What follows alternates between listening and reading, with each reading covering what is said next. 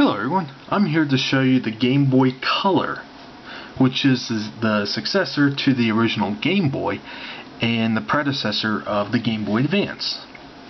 Now obviously you can tell I might have done this in one sitting with a couple of these videos, but unfortunately I don't have any games to show you.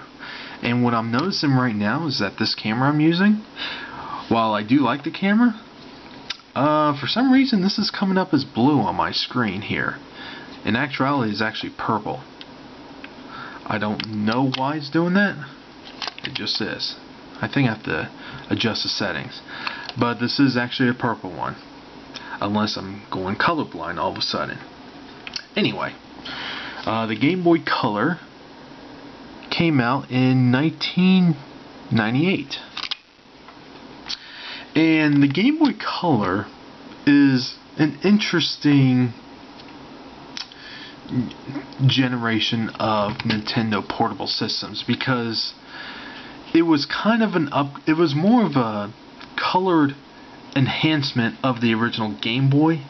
While it was technically more powerful, in actuality it was really just playing Game Boy games on a colored screen, which is nice. You know, it's about time that, you know, Nintendo finally releases a system that has color in it. And it was more because developers wanted to make games on the Game Boy with freaking colors on there instead of just black and white or black and green, depending on what Game Boy you use. So Nintendo came up with this, and it still pretty much sports the exact same layout as the original Game Boy. You got the D-pad, A and B, and Start and Select with the mono speaker, and that's pretty much it. So this particular model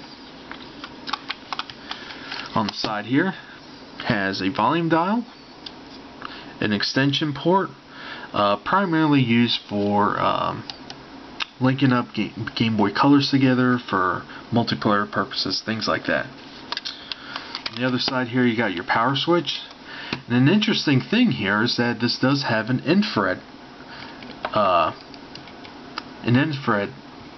port.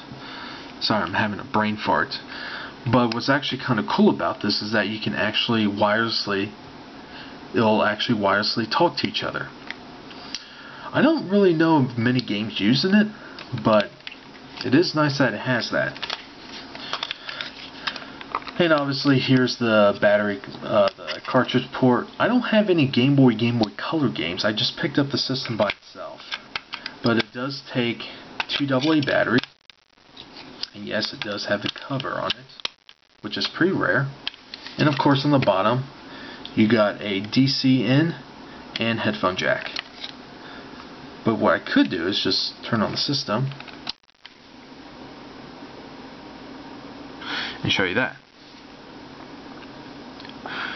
So obviously the camera seems like it want to make it look like it actually looks pretty good there, but it is pretty dark. You do need a lot of light to see what you're doing here.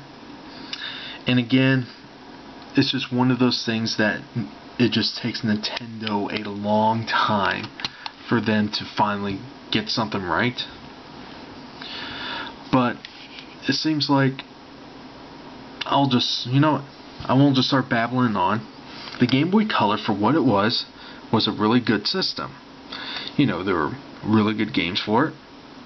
You can play Game Boy games on it. It is backwards compatible.